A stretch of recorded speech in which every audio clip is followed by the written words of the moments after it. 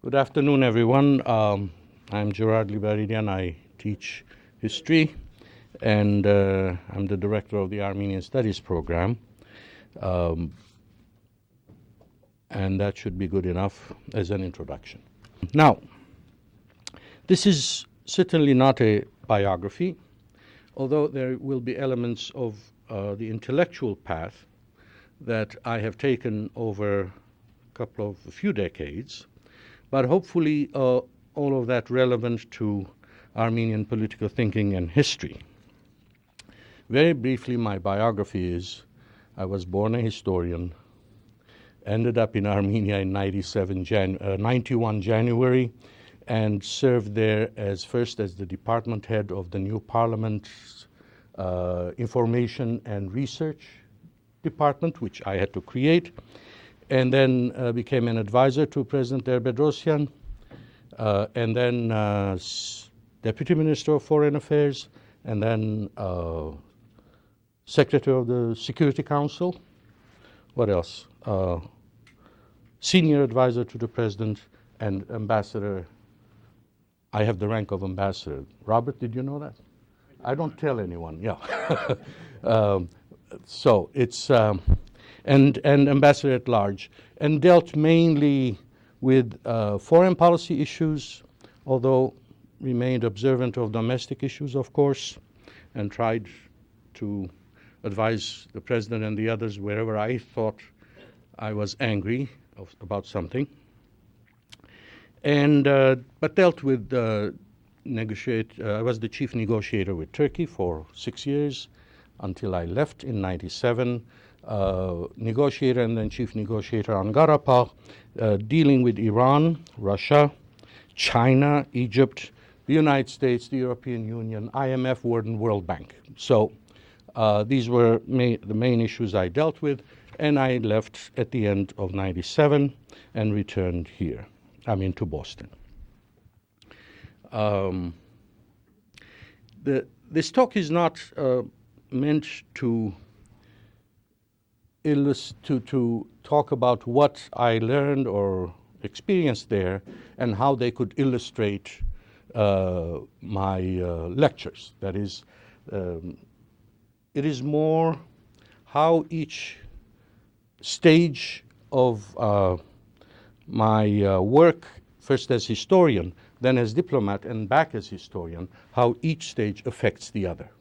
And then at the end, will hopefully tell us something about the writing of history itself and the substance of history itself, particularly from my point of view.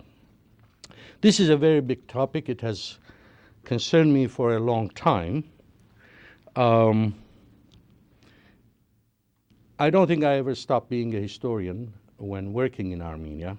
There was a side of me that always was aside everything, including what I was doing and watching what was happening.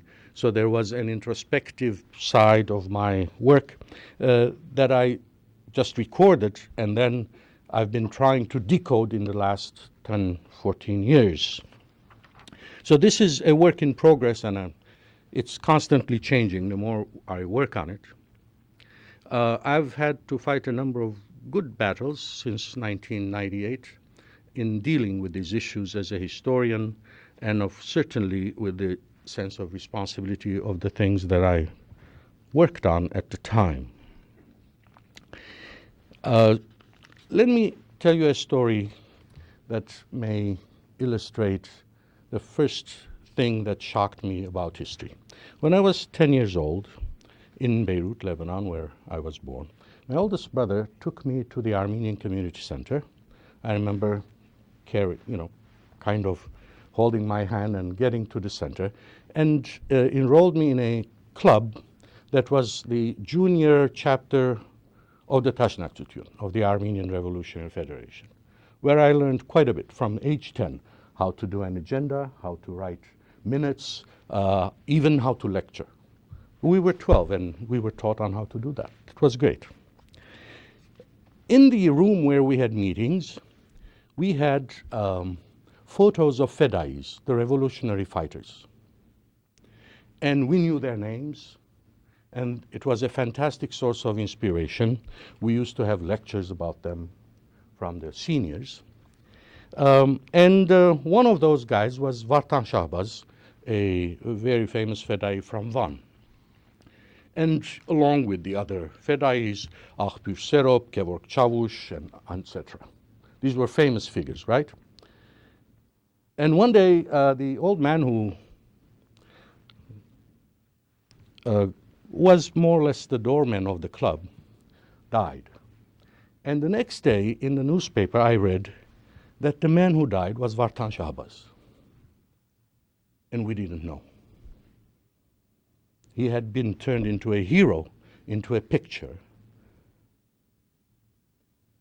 But we didn't know that man was Vartan Chavez, the old Fedai. And that affected me tremendously. Another thing that affected me was reading about Hrimian Hayrik. There was a book written by Haiga Jemian, I think published in Tehran, 1925 or 27. Thick book. This bishop who became Catholicos and Patriarch from Western Armenia, from Van, again, who was seen as the father of the people, because he cared about the peasants and the poor. And that exposed me to the idea of charismatic personalities. And then in high school, we read about various Armenian figures, and one that fascinated me most was King Hetum of Cilicia, who in 1251 undertook a trip from Cilicia all the way to Karakorum to go and negotiate a treaty with the Mongols. It took him a year and a half to go and return. And I thought this was quite imaginative. That is an enterprising type of diplomacy. Now, from there, I moved on to thinking about the way we were being taught Armenian history and the problem of homogenizing it, and at the end, everything leading to the question of genocide. When I started writing my dissertation, I focused more on the question of internal dynamics and how does internal dynamics relate to foreign policy. How have Armenians translated their internal problems into an issue of foreign policy? How have they developed strategies over a period of time? And it was very clear to me, since we were taught about Moses Khorenatsi, 5th century, very early in school, that when he started his history of the Armenians with the sentence that although we are a small people or a nation, the term is difficult to translate, although we are small, nonetheless, we have done enough deeds that are worthy of being recorded. And I don't think he meant about our being victims. He had something else in mind. Something else had happened. And what had happened to our history? That is, were we ever agents in our history? Were we ever actors who did things on our own and to make a difference in our future? And what are the consequences of thinking of ourselves as victims? I started having inklings of Armenians as agents of their own history when I started early on thinking of the revolutionaries, the Fedais, the parties that try to bring something. And then that led to the question of how would it be possible to look at history by not assuming that genocide was an inevitable event. Could we imagine history pre-World War I without the genocide dominating our interpretation of what had happened before? What options did Armenians have in the Ottoman Empire? Why were these options so few and none of them really good? Why is it that none of these options led to the long-sought salvation of the Armenian people? What was the relationship throughout Armenian history between the positions domestic forces adopted, kings, naharar or feudal lords, merchants, political parties, and the church, what were the relationships between what they did and said to these neighboring states? Then you get to the 19th century and ask the question of the role of European powers. That is, Armenian versus Turk doesn't work anymore. It didn't work in my mind. In order to understand that whole process, it had to be Armenians, the Ottoman state, and the Europeans. And then, as we were all very strongly anti-communist, that's what we were. No one's perfect. Right. Not even the communists. Yes. So the gradual development of these questions led to the larger question of Soviet Armenia. That is, how does the Soviet Union and Soviet Armenia, how does Soviet Armenia think of its own security? And what is the dominant political thinking? Well, all these questions led to a number of things that were important to me, including starting the Zorian Institute in Cambridge, which, contrary to what the press releases and historians say now, was not established to study the genocide. It was established to study the diaspora and Soviet Armenia and the relations. But diaspora, the issue became inevitable. When you're dealing with the diaspora, you have to deal with the genocide. Then in 1986, I did a course at Tufts University, which we repeated with Müge here, on Turkish-Armenian relations since the 19th century. That was an exercise for me to think of Turkey in ways that had been bothering me. That is the way we were thinking. Could we imagine Armenian-Turkish relations before the genocide, before World War I, without assuming that there would be a genocide? And I remember I ended up beginning with 15 students, including 5 Armenians, 2 Turks. One of the Turks left the class the first 5 minutes when I explained the purpose of the course, saying you're a propagandist, and 2 of the 5 Armenians left saying you were a traitor.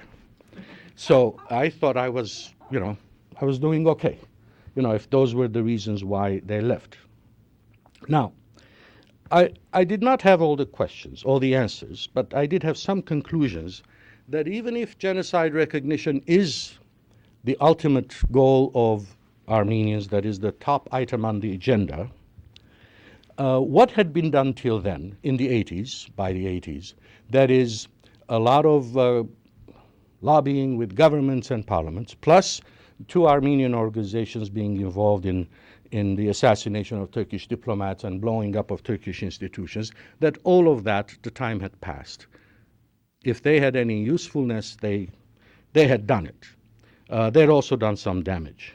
But the question in my mind was, could the genocide be relevant to Ottoman history, to Turkish history itself, and to Turkish historians, and ultimately to Turkish society? And that produced the paper that I delivered when Müge was a graduate student at Princeton, where I presented the Armenian forces in the Ottoman Empire, active, as the most leftist part of the Ottoman political spectrum. And that representing a very important fact for the Committee of Union and Progress, and that being part of the reason why Armenians had to be eliminated, not just because they were Armenians and Christians and whatever, that their being a very well-organized community, including a 20-25 year period of community organization and resistance, that they were a different element than the Kurds or the Arabs or the others. And they were the last component of Ottoman society to insist on parliamentarianism and federalism as a way to save the Ottoman Empire, and that obviously did not work. Now, in the diaspora, the Armenian thinking had focused for a long while since the 1920s on the question whether Soviet Armenia was a legitimate Armenia or not. That's where the fights were. They were not on genocide. There was one group, the Tashnak Sütyun, that was anti-Soviet, anti-communist, and there were the others, the progressives, the Ramgavars, etc., who said, well, this is what we have, this is what we have to support, Soviet Armenia. And this is something that changed beginning in the 60s, specifically, I mean more so in the 70s and 80s. By the time we get to the 1980s, the Tashnak Sütyun had changed its policy to say genocide was the most important thing and territorial demands from Turkey were the most important thing. And the anti-Soviet aspect started changing, diminishing, and the logic was that although there are problems with Soviet society and the system, we must accept it and even support it because it provides for physical security of the Armenians. The implication was that should Armenia become independent, Turkey would annihilate Armenians in Armenia. That was as clear. And in 1987 May, one of the ARF leaders wrote an article in the main journal saying that independence is a great thing and we should go after it, something that the Tashnak Sütyun had done throughout.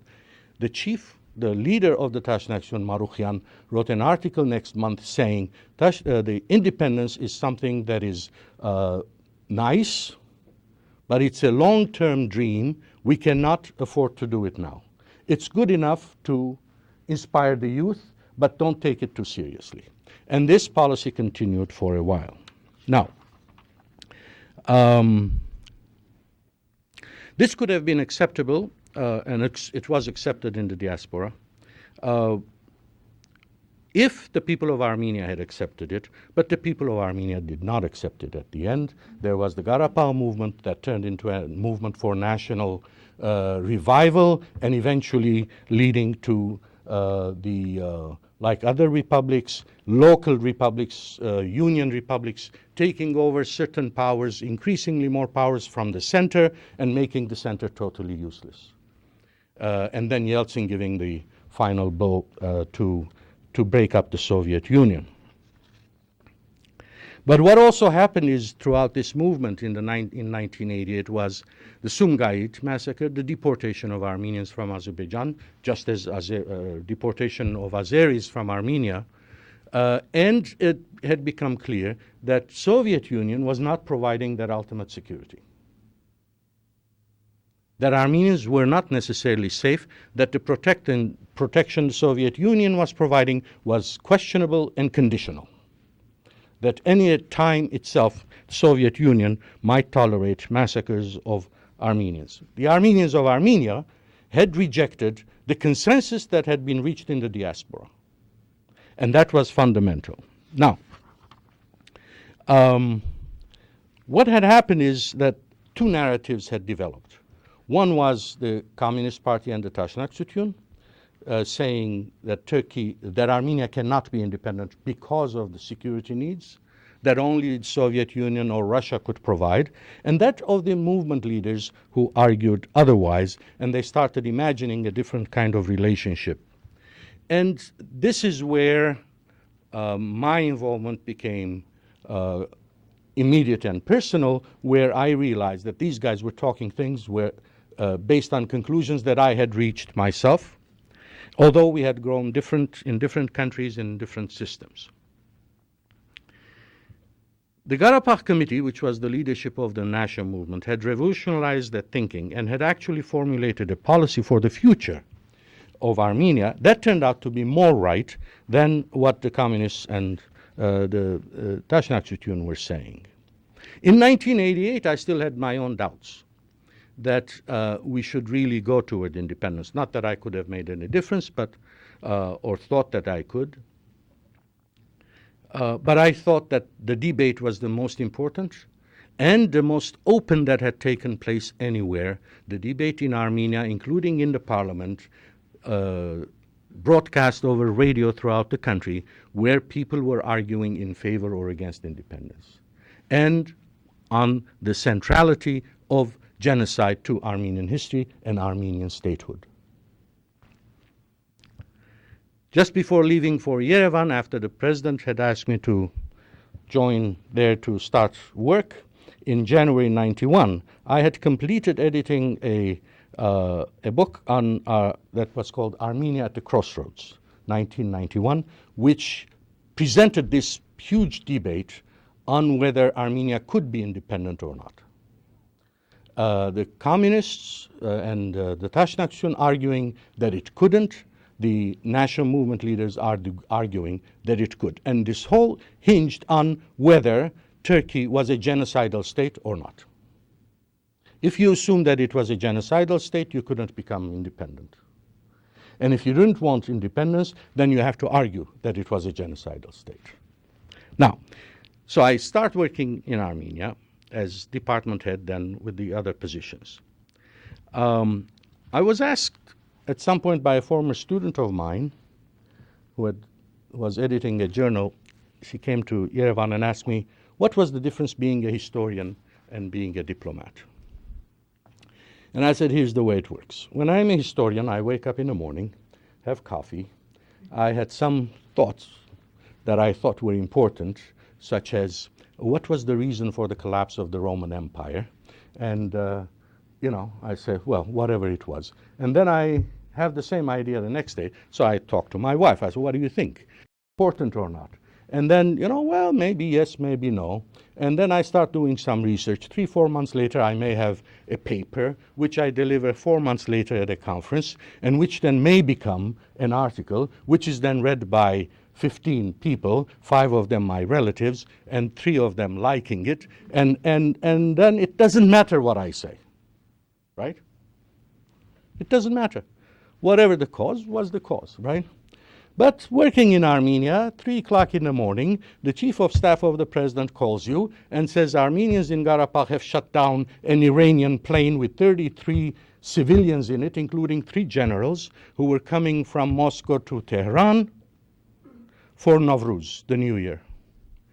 And the plane is shut down, and the ambassador is coming to see you at 6 o'clock in the morning. And you got 3 hours to think of what you're going to say.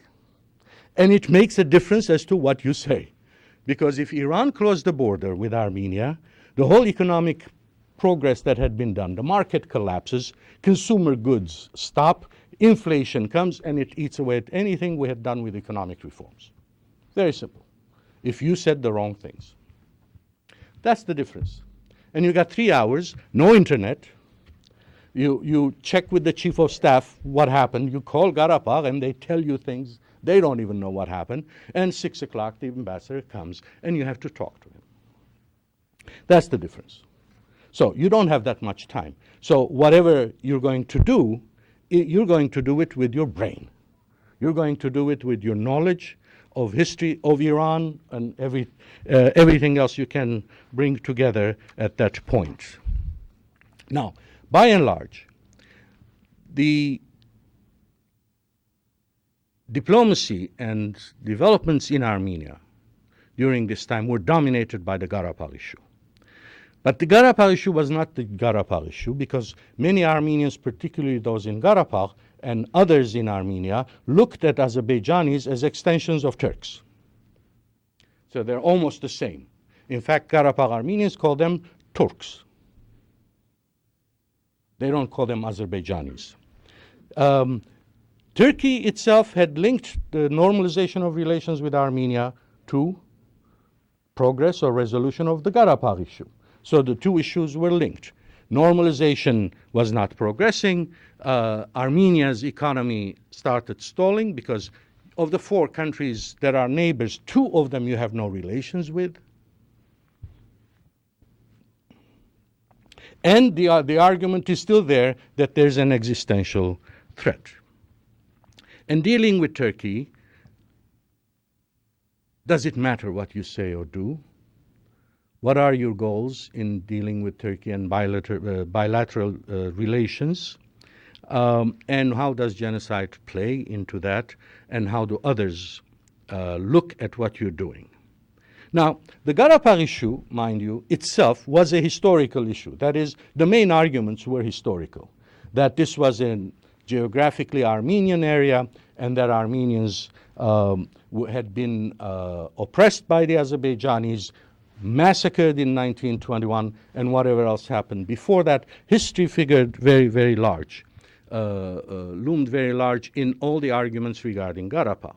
Well, what kind of history was it? It was not an examined history. It was what collective memory had brought and what arguments were needed to kind of pursue the maximalist goals that were proposed. It became very clear, given the economic and strategic and what situation you have, that taking from my historical thinking on the options before World War I, that the foreign policy of Armenia must be to create options for Armenia. Options in economic development, options with neighbors, options for solutions to its problems. And this became a very important tool for designing and thinking of diplomacy, of relations with the neighbors. If you don't have options or good options, then you are stuck with whatever you have. It becomes easier to write history. It becomes easier to blame all the others for putting you in that situation, but you do not blame yourself for not having sought options, not having seen opportunities and missed opportunities when any of these arose. So it becomes a necessity arises for you to take responsibility for the policies and not wait for things to happen. And that was a direct result of what I had studied about the 19th and 20th centuries. But our history is not written in a way where it gives you the opportunities that were missed. Because the narrative that becomes dominant forces you to forget the opportunities, to have limited view of the options that were there in order to justify your present limitation in your thinking itself. And to what extent you start thinking, to what extent history has been distorted in order to retroactively eliminate options in order to legitimize today's agenda and thinking. So by the time we had started the period of even before independence, but as time went on, it was very clear that it was in Armenia's interest, from the most critical points of view, to normalize relations with Turkey. We had matured and we had to take responsibility for what was happening in Armenia. We could act on our own behalf, we could determine policy, and we could seek and develop options. If the main security threat to Armenia was Turkey, a threat that forced Armenia into the Russian and Iranian sphere and limited its freedom in the future and its options, then why not work with Turkey and see if we could make it less threatening and more open? Does what you say and do matter? This was the question. Or are we just victims? And moving out of the victim mentality provides you with the opportunities. This does not preclude the possibility of doing a treaty with Russia, overall, defense treaty and whatever. But the point is that you cannot be stuck with one single partner in a region where you have other neighbors and other problems. It had become very easy, very obvious, that genocide had become a tool in the hands of other powers to limit our choices and our options. Most countries were annoyed that we entered into direct negotiations and did not accept mediation from others. My personal aversion toward mediations that came from my study of Armenian, European, and Turkish Ottoman relations was very obvious from the beginning, and fortunately it was shared by the president, who was also a historian, and many of the others in the government. My argument has been that is there anyone in this world other than you, your country, your people, who can understand your needs and what is negotiable and what is not negotiable more than you can. Why should someone else come and do it? Why not take responsibility? I can tell you that a number of trips that I took to Turkey and came back, there were two kinds of people waiting for me when I crossed the border, and I usually cross the border on land. I did it on purpose so they'd open the border and I could see there. There were two groups of people waiting for me when I returned. One was the peasants in the villages nearby that would surround my car and want to know if the negotiations had been successful and if the border was going to open, because that's where they saw their economic development opportunities. You see, being an Armenian in Armenia is not a part-time affair as it is often in the diaspora. So that was one group of people. The second group of people would be the ambassadors of 3 countries who would wait for me at the office to see if I had, by mistake, been successful in getting the protocol for the establishment of normalization of relations. Who do you think would be there? Concerned that I would be successful or Armenia would be successful.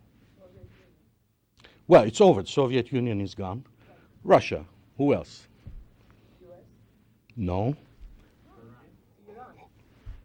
Iran and our friends the Greeks. They were concerned.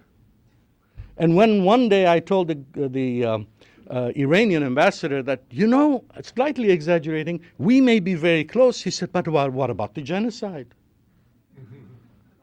And I said, what genocide, Mr. Ambassador? Your government doesn't recognize the genocide. You cannot talk about it until you pass a law in Parliament recognizing the genocide. And if it's genocide, it's our genocide. We'll decide what to do with it, not you. Now, but this was very important in terms of placing this genocide issue in the larger context. If that normalization had taken place, development would have been very different. Trade, industry could come back, and it would be a very, very different kind of country. Now, so the whole idea was, without antagonizing anyone, to develop a new model of foreign policy, breaking away from what had been the dominant paradigms in the last 200 years. Pro-Russian orientation or pro-Western orientation? Well, what about a pro-Armenian orientation? And that's what we tried to do. Now, so that meant dealing with the Russian orientation syndrome in the Armenian mind at the same time as dealing with the Sev syndrome in the Turkish mind.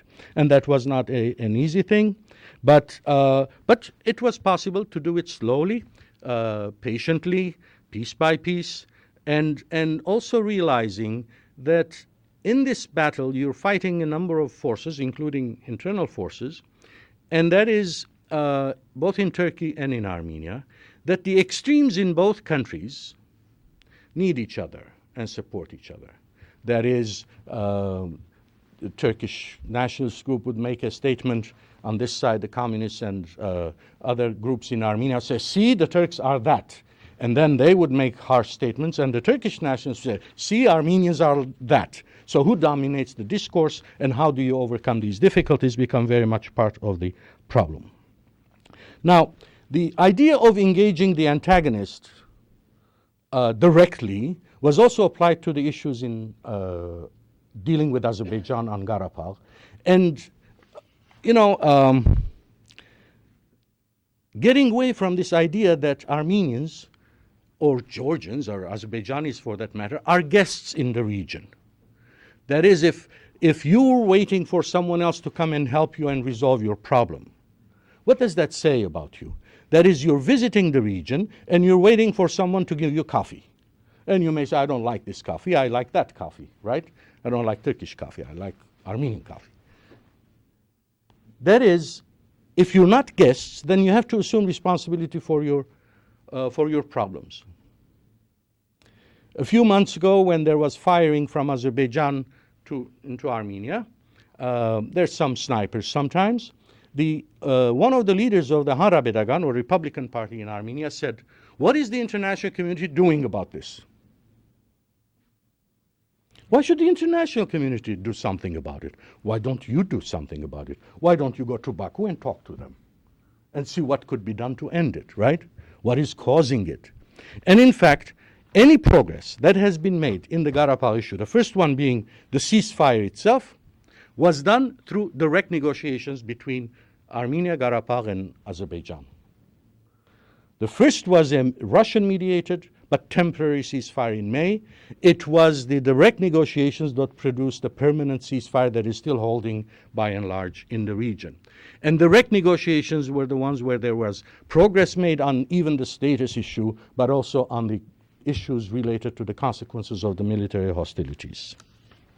Now, let me give you just two examples of the direct and what I consider very important steps.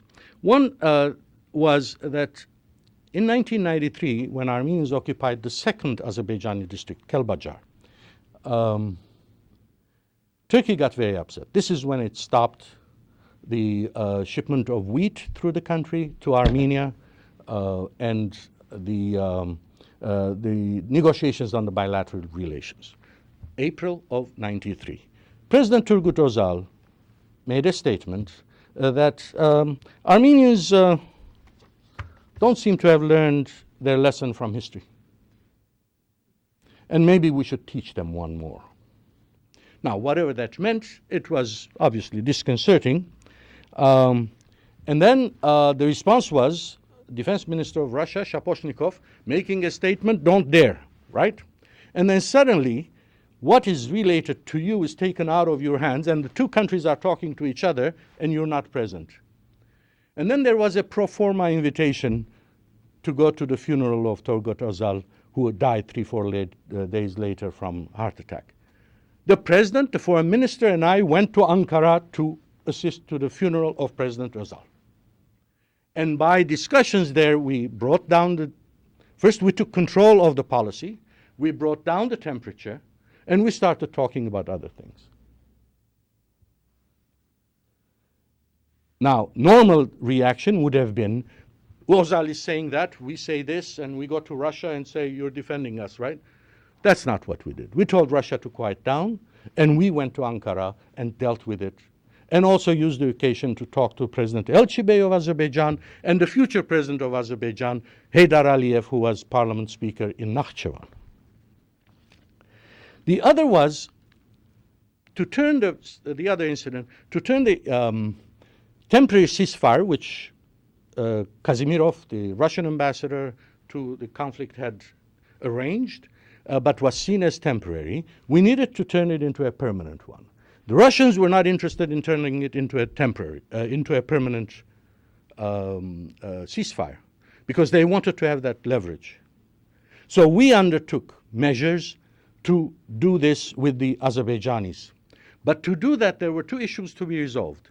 One is we had to convince the Azerbaijanis that they could not continue fighting, and to continue fighting, they were relying on at least 1,500 mujahids from Afghanistan who were being contracted to come and fight in Azerbaijan. 500 were already in Azerbaijan being trained. The second thing was to find language that the Azerbaijanis will accept. And I remembered of my friend King Hetum I, who went to Karakorum to settle a problem. And I went to Jalalabad and met with Hekmatyar, who was the prime minister, and convinced him to withdraw the mujahids, after which Azerbaijan had no longer any military hopes of military success. With the full support of the president, of course. And after that, we worked on a text, and talking by phone and by fax with Baku and Karabakh, we got a text that said permanent ceasefire. Now, since '98, I returned after '97 for personal reasons. I've started thinking, obviously, more and more about this whole history thing. And I've realized that of the things that happened at the time, so much is already lost. So much is already lost. If I was to write the history of that thing on the basis of what would I write? So much that was not recorded at all. Now, Security Council meetings were recorded, but so much was decided standing up late at night. There's so many major decisions that not only produced things, but also stopped things from happening that did not happen. But they were discussions and decisions, and these are not recorded. If there's time, I'll give you an example. So much that is recorded is lost. So much that is even recorded is distorted. There's no question that the main victor of the war related to Karabakh, the main strategist was Levon Ter-Bedrosian. It was not Kocharian. It was not Serge Sargsyan. Vasken Sargsyan was the inspirer of the army, but the strategist was Levon Ter-Bedrosian. But that's forgotten now. You do not see any document, any documentary, any remembrance, any anniversary in Karabakh or Armenia where the name Levon Ter-Bedrosian is mentioned. It doesn't exist. The years of the war where there was victory achieved are now labeled as the years of cold and darkness. When countries win victories, they usually label those years by that victory, right? Although you go through a lot. Armenia went through a lot, but the Armenian side won. But it is not seen. In order to change the characterization of the period, they're known as the years of cold and darkness. There's a history written that Turkey refused bilateral relations because of the issue of genocide. Now here I am. I am the chief negotiator, comrades. And sometimes I was alone. I know what happened, what we discussed, what conditions were placed. Right? Now, because I saw some distortions of what was discussed, if you remember, in the next room, the second Watts, I did a paper just narrating what happened in those negotiations. What phases and what preconditions, what conditions, who did what, right? It doesn't matter. It is not, no one refers to that. Everyone has decided that it is more fitting, it is more likely, it is better to present Turkey as the anti-recognition character being more important than anything else. But that's not the case. The genocide issue did not come up in any of the formal negotiations until the second president raised it in Istanbul. And then the Turkish government said, you want to raise it? Now let's discuss it. And then it became part of the two protocols signed 2 years ago that sank the whole thing, process. Distortions. I heard ARF leaders in Armenia mentioning that they've always supported independence. Well, that's not the case. The ARF was against independence, and its leader, Gerard was there in 91 campaigning for the communist candidate against Ter-Bedrosian as Speaker of the Parliament, because Ter-Bedrosian would go to independence and the communists would not. They were against it, but now it's changed. And then the church, the Catholicos, on the 20th anniversary, declares that the church has always been on the side of the state. Well, you know, history tells a very, very different story. Forgetting is part of writing history. It comes down to that. It is necessary to forget certain things in order to have a narration, a narrative, and it is necessary in order to give the story you want to give. And there's all of this. I'm being so close to the center of power, being with the president almost day and night for 7 years. I realize there's so much I don't know. There is so much I don't know. And I'm reminded of the great philosopher, otherwise known as the Defense Secretary, Donald Rumsfeld, who once said, there are things we know and we know we know. There are things we know we don't know. But there are also things we don't know we don't know. So that's where I am. I mean, the man put it in one sentence. I'm thinking, what do I know? What do I don't know that could change the story? As much as I would like to know. And how can we not record and take into consideration, when characterizing Turkey, the fact that in 1992 October, as a sign of goodwill gesture, Turkey agreed to bring European wheat to Armenia through its trains, because the Russian trains had stopped because of the civil war in Abkhazia. And we were out of wheat. There was a day when we had only half a day's supply.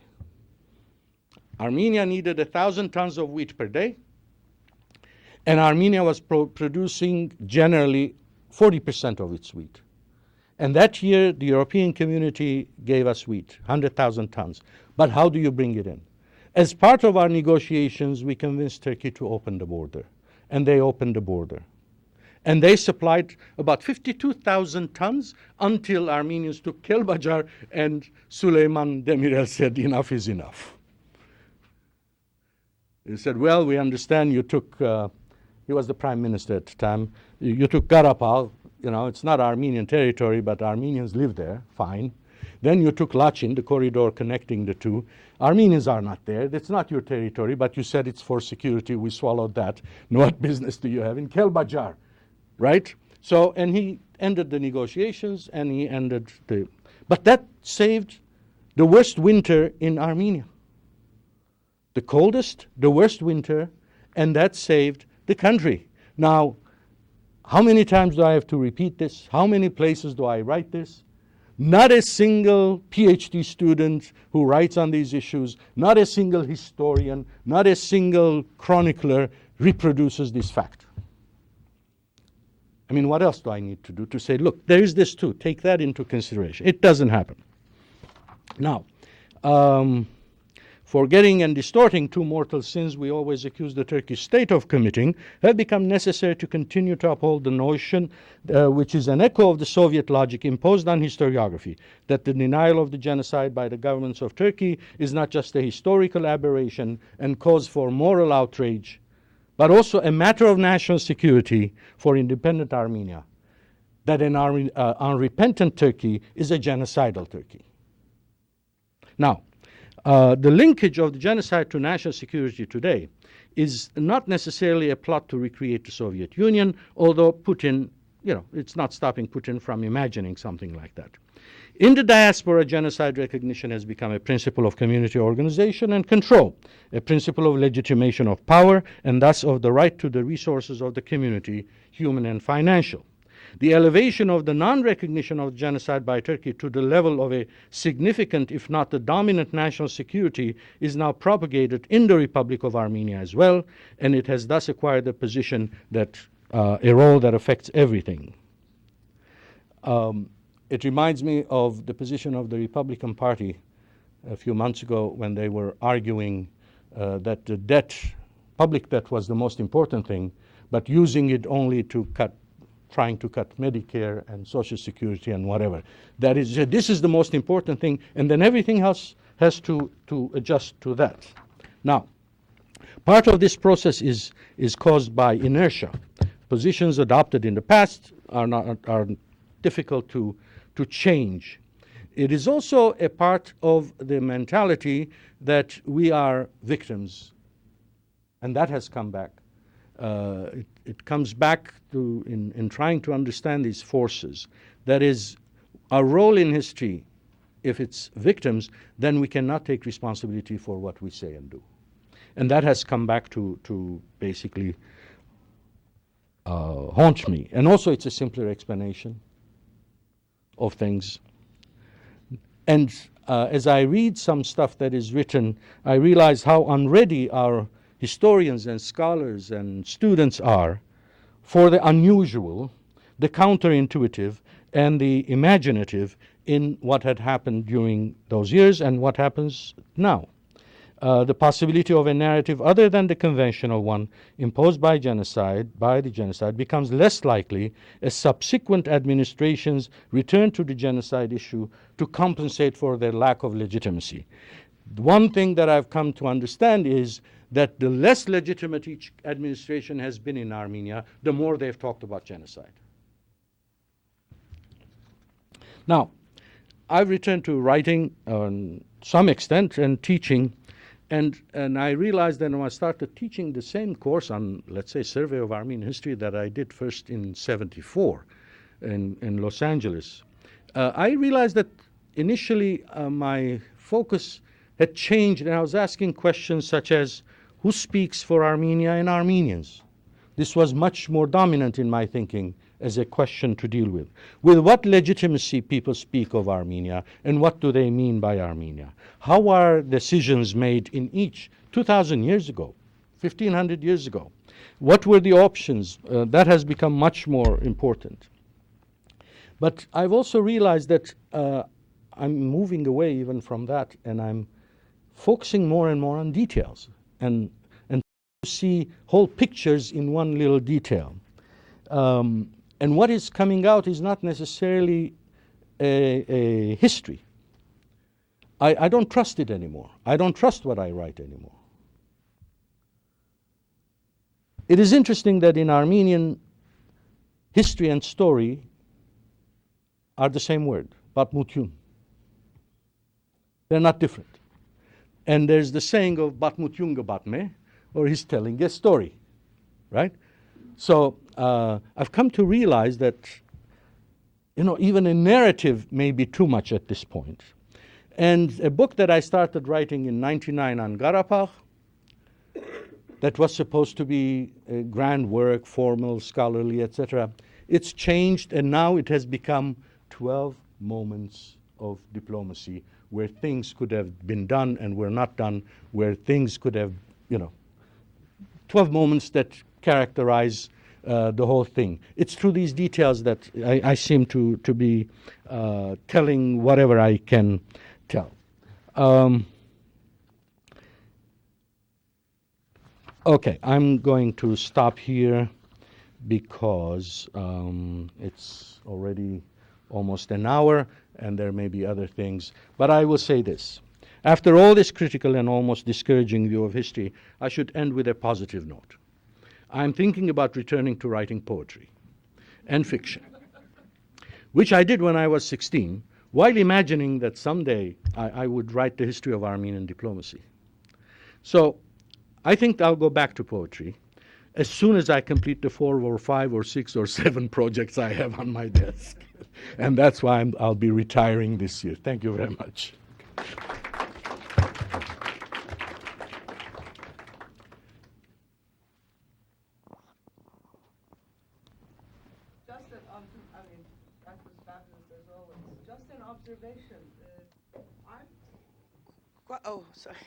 I'm quite honestly surprised that Armenians thought the light is on. For recording. That the Armenian state, or at least the Dashnaksutun, thought that Turkey was out to get them. This is very interesting. Nobody asked or wondered what the Turks in Turkey were thinking. No, we don't need it. Because that is so fascinating. Because Turks are purposefully not expansionist, presumably, because Atatürk set the whole, borders. Then the question that they would pose, not I, would say, why aren't you recognizing the genocide? You're not recognizing because you want to still make it legal to do it. So that logic is, leads to that. Which, of course, they have no idea that nobody in Turkey It doesn't matter. knows what happened in the It doesn't matter. So Turkey doesn't matter. It's No, it's what we imagine Turkey to be that matters. That's very dangerous, though. Wow. When this debate was taking place in Armenia, Gerard, the leader of the Tashnaksun, visited Armenia, and then he came out and gave a lecture, of which I've heard, the lecture on tape. I wasn't there to here, but it was Manoogian. And he said that, look, I just came from Armenia. I stood by the border and look at Turkey on the other side. Look, he said, you know, it's a huge country. We can't be independent because Turkey would attack Armenia and swallow it. These were his words. Now, on the other hand, you have to think as to why the Soviets, beginning in the 60s, were promoting the study of genocide when it was very, very difficult to touch the issue before. Why they erected a monument, and why it became possible to talk about the revolutionaries, the Fedayeen, and whatever. And that was very much part of an attempt to replace the legitimacy that had been lost to the Communist Party. The revolutionary generation had gone, Brezhnev and whatever, you know, it was stagnation. And in my view, they did it consciously in order to, as an obstacle to the thinking about independence. You can't think independence if Turkey is waiting to. So I think that whole historiography is defined by that. And they also were able to impact the diasporan groups to think the same way. This comes out in Armenia. It's fascinating to see how they really react to it. Right? Well, I mean, it's not the first time I make this argument, although it's not, this is a different context, but, you know, it will come out. I would say that, you know, they're trying to bring back, and they've been quite successful in bringing back the old thinking. But I don't think they'll be able to erase completely the position that was developed by the national movement, providing a different view. But on the other hand, what has happened is you become more and more, the closer you get to the old positions, the closer Turkey gets to these positions, to that. And the closer Turkey gets to the old positions, the Armenian side responds. And now we're much farther back than we were 10 years ago on Turkish-Armenian relations. We weren't able to establish bilateral relations at the time, but we were able to keep everything to a minimum and to have a talking atmosphere. And, you know, I could call the minister or his man anytime if there was any problem. We could solve things. They're not talking to each other anymore. And also they changed the format of, they went to mediation. The Swiss, the Americans, and whatever. And I don't think these things help. You know, you have to sit and do these on your own. Three things. There was a great lecture, and I agree with lots of it, but I have several points. I'm going to be a little bit of a devil's advocate, right? First of all, on the last point you made to Miguel about why the Soviets after 1965 changed their view about the genocide, I would bring up your earlier argument that this was actually a matter of Armenian agency. That is, there were demonstrations on the 50th anniversary. The Soviets were not happy with that. They removed Zarobyan, the head of the party. They eventually gave in because, and this was happening all over the Soviet Union, that is, they were giving in to certain kinds of nationalisms, minor nationalisms in Georgia, in Kazakhstan, and elsewhere, because of long-lived regimes that were in those places, the Demirjan regime, the Kocharian regime, and then the others. So I would change that slightly. Their main thing was good relations with Turkey, and the genocide issue was an obstacle to that. So they very reluctantly went into that. Now your take is a very interesting one, that they also get advantages from and that could be, but whether it was motivational, I'm not so sure. That's one point. The second point is, I will admit, and I'm not embarrassed about this at all, I was opposed to Armenian independence. I remember giving a talk in Armenia in 1990 when I saw that the Soviet Union was falling apart at the university, and they said, well, what do you think of our independence movement? I don't speak Armenian as well as I should, so I gave the lecture in Russian, and I said, "Я не могу представить Armenia без России." I can't imagine Armenia without Russia, because I always thought you need Russia, right? And the Armenian national movement, of which Gerard was a very important person involved in it, had this opposite view that they could turn away from Russia toward Turkey.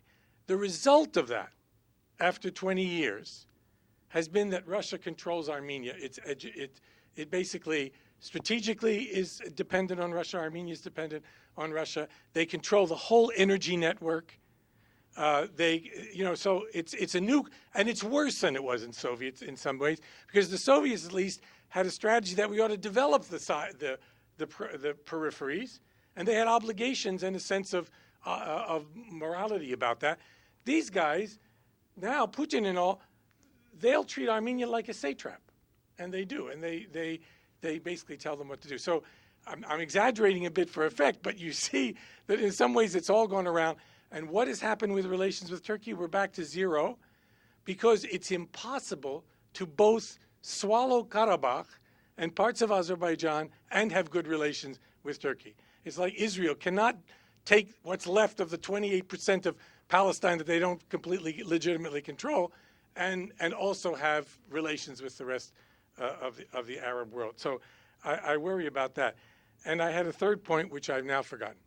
Well, very quickly, I think you're right that there was quite a bit of Armenian push in the 60s in Soviet Armenia. But on the other hand, there was also Soviet policy directed at raising the genocide issue, dramatizing it from the memoirs of their KGB agents in the diaspora, their support for Armenian terrorism, the Armenian Secret Army for the Liberation of Armenia. That takes quite a bit. And also indirectly through the Tashnaktutun, the activities of the Justice Commandos. So there was a very conscious policy to make this issue the dominant one, through which then they could manage the larger political thinking. With regard to opposing or being friendly to Armenian independence, as I said, I had my own doubts, but I didn't think that it was my decision. It was the decision of the people there. And if they went to independence, then I would support. And that's what I did.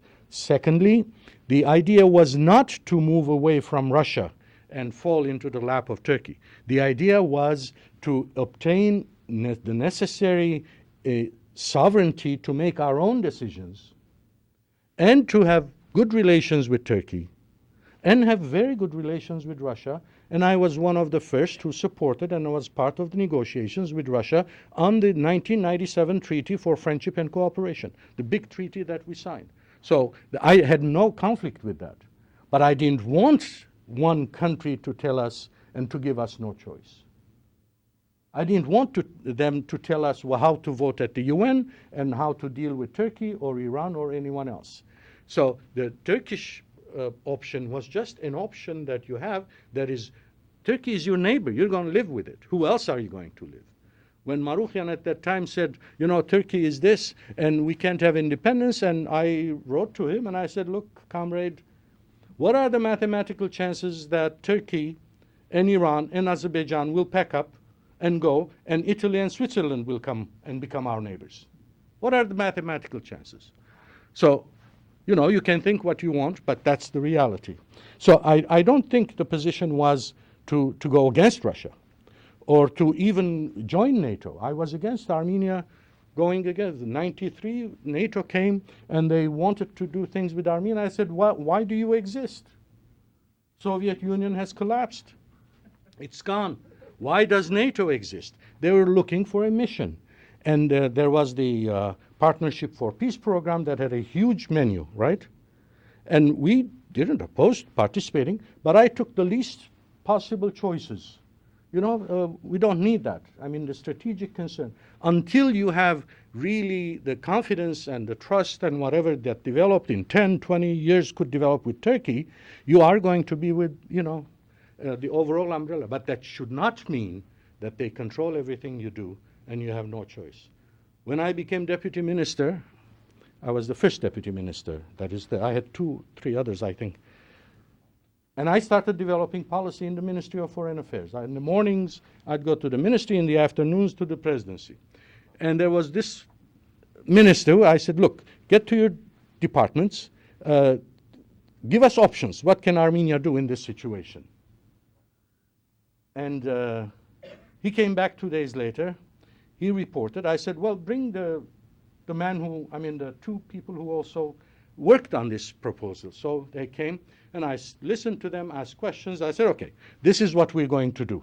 The deputy minister is looking at me as if I'm crazy, right?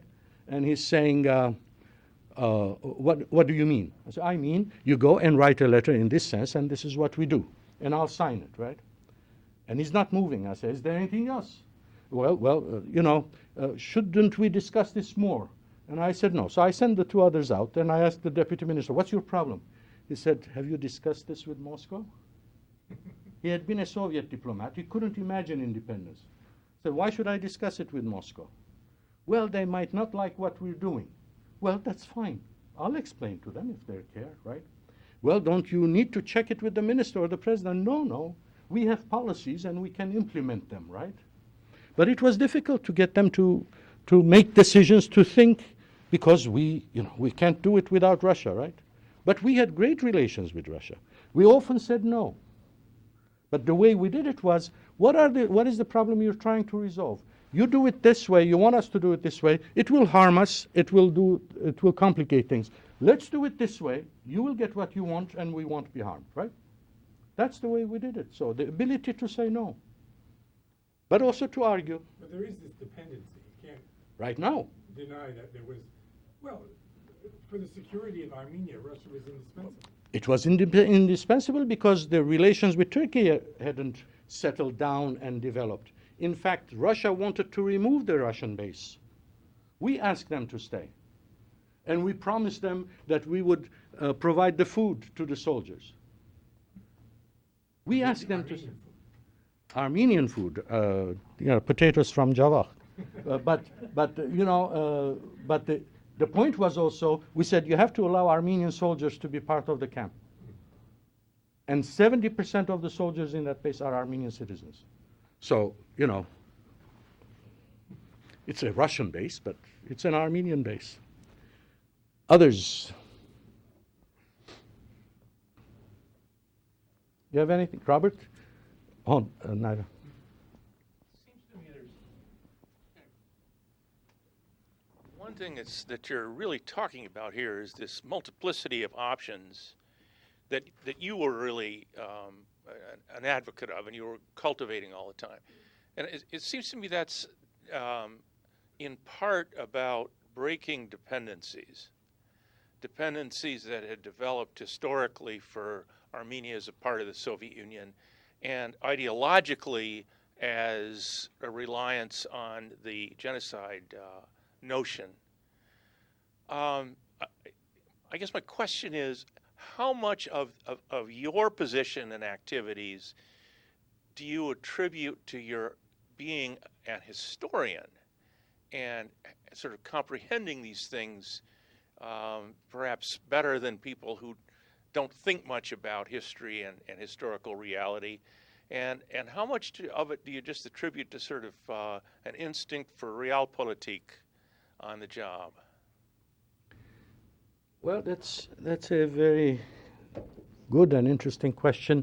I think to explain that, I should say something about the dynamics of why I became a historian, because I started with these questions, small ones at first, and then you go into history, and the realpolitik is an outcome of my doing things with the history that I know before going to Armenia. So I would say it's a dynamic relationship between me as a political activist, which I've been from the days when I was a member of the Black Students Union at Cal State LA, the only non-black member of the Black Students Union, and the civil rights movement and anti-war Vietnam period. So it's been there, and studying history has always been a way to test reality, and reality has always been a way to test history. So it's a dynamic relationship, and I would ascribe, not quantifying, but most of it to my, the way I read history anyway, and what I do with what I read. I had a section here that I didn't read, saying that Santayana was not right. Those who don't learn from history, are condemned to repeat it. My question is, the same event, the same things, you and I look at, and we draw different lessons. We're both learning from history, right? from the same events. And there was a situation like that with at the time, the foreign minister of Karabakh who became president, Arkady Ugasyan. And we had the toughest negotiations were with Karabakh Armenians, I can tell you that. Not even the Iranians or Chinese would compete with Karabakh Armenians. Extremely difficult. One session, 7.5 hours, he's trying to convince me of something, I'm trying to convince him of something. Then we agreed on a procedure. So we move out, we're walking. After 7.5 hours, Arkady says, you know, I'm not a historian, but I have a good friend I trust who's a historian, and he says that the tragedy of Armenian history has been that the diplomats have lost on the negotiating table what the soldier has won on the battlefield. Now, he's referring to me because I'm not a maximalist, I'm negotiating, right? And he's referring to me, saying, you're going to lose what we have. Now, and my response was, look, I'm a historian, and no one is perfect, right? So, I think your friend is right, but for the wrong reason. That is, you think, and your friend thinks, that the diplomat has lost because he has asked for too little. And I'm telling you, the diplomats in Armenian history have lost because they've asked for too much. More than they could handle, more than they could digest. And I said, besides, there haven't been that many situations where we've won, right? So, but you see, from the same history, the guy gets, and is his friend, the historian, who's telling the foreign minister, the future president of Karabakh, what history teaches. But it's the same thing now. How am I going to know which one to learn from history? And that was not a singular case. A lot of historians have said the same thing, including very big, important ones, have argued the same point, that you know, Armenia cannot give anything up in Karabakh because it would just be a piece of paper. And a piece of paper signed by Turkey or Azerbaijan, you cannot trust them. That's all there is to it. So there's no reason to negotiate or give anything or make concessions. I've learned a lot listening to you, not only about the specifics of Armenian history and so on, but I was making an analogy in my head with the part of the world that I know the most about, which is Latin America, and thinking about your argument that when you assume the role of victim, it actually closes options. And I think that actually has happened in the Cuban case, that they have assumed the role of victim with respect to the embargo in the United States, which is not to say that there isn't an embargo and that there isn't a problem, but they have never become responsible for their own actions, you know. And there's actually a moment in which Raúl Castro, Fidel Castro's brother and head of the military in Cuba, in 1980, he actually said at one point, it's in a newspaper, the major party newspaper, that we have often used the embargo as a way of hiding behind it and not to assume our own mistakes and our own problems and so on. And so I think that your basic argument about what it does when you assume the role of victim is very right. I think you're right, yeah. Well, speaking as a Native American, sometimes you cannot avoid the role of victim. That is what the dominant, militarily dominant society forces upon you. And it's not until you can find some basis of some sort, whether expected or unexpected, for some economic independence, that you can escape being this kind of victim of comprehensive domination, I would call it. And so my observation and question are there some options because of the revolution in communication that's happened in the last 15 years, which has completely altered the international people-to-people communication network in the whole world. And alters the way borders are perceived by the populations of countries, if not by their leaders. Yeah. And the also coming and very gaining momentum, the energy revolution, which makes real competition from renewable energy to oil and gas and coal. Are there options there that might change the economic situation that Armenia finds itself in and gives it more options? Right. Well, in terms of technology, I think it has helped quite a bit in terms of the internet and various NGOs, civil groups in Armenia and Azerbaijan talking to each other. Otherwise, telephones will not work, and so the technology has helped on that level. But I don't think it has helped on the level of borders. It's not there yet for either country or for Karabakh. It's still too far behind to think of global terms.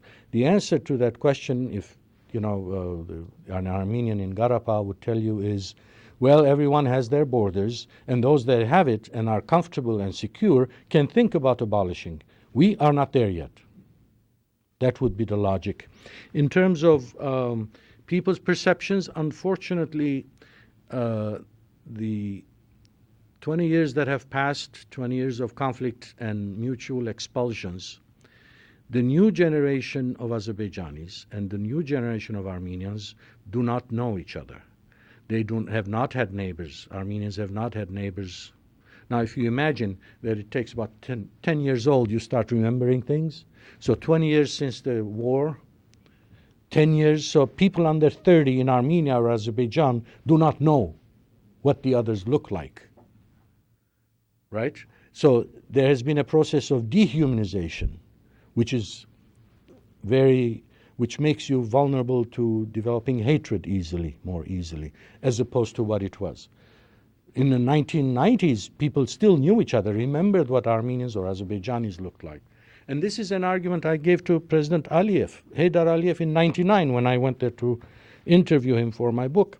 And I said, you have to realize that solutions that may have been possible 10 years ago are no longer possible. How are you going to convince Karabakh Armenians under 30 who don't remember being ever under Azerbaijan that they go back under Azerbaijan? This is, this is a very, very serious thing, the dehumanization, the alienation, as opposed to what was happening in the 90s. So that's, on people level, there are some good things, but by and large, it hasn't moved towards mutual understanding. And the international situation, see, the way people think is not that they have this large view of what's happening internationally and look at my problem under that light. I look at international problems from the light of my little problem. That's how it works.